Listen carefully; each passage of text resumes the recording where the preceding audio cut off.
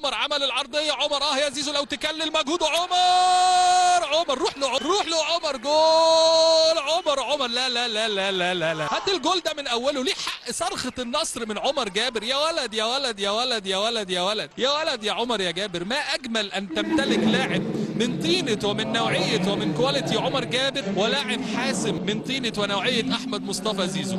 شوف مصطفى شلبي وهنا الاوفرلاب من قبل كده، يا ولد يا عمر يا ولد يا عمر يا ولد يا عمر، ده عامل جول من الجول للجول. نادي الزمالك في السوبر، ادي خطيره، شكرا على الهديه مقبوله. ادي ضغط من بركه بادي، قلت اضغطوا عليه عشان يغلط ويطرد، ضغطوا عليه وضغط ناصر ماهر ويسجل الجون الثاني ناصر ماهر بهديه من المدافع ولا ديفيد اوتشينج ولا بركه بادي، وذهول للحارس باتريك ماتاتس. خروج بالكره بشكل يعني على طريقه الانديه الكبرى امام الزمالك، لكن الضغط وهديه مقبوله جدا. وقلت مع الجول الاول قلت انتظروا المزيد، والله ده كان محمد موسى، قلت السكور هيزيد، وقد كان ناصر ماهر يسجل الهدف الثاني. شوف الضغط هنا، عبود عمر يلعب العرضيه، وادي الهدف، فيش تسلل، وادي هدف بدون داعي. من اول الفاول ملوش داعي خالص من دونجا، يعني من اول اللقطه الفاول ملوش داعي ابدا من دونجا، وصبحي ما طلعش وخط الظهر اتفرج، وهدف لفريق البوليس الكي. هل كان في تسلل؟ عايزين نشوف مين اللي سجل الهدف ده، مش متسلل. والهدف شوف عن طريق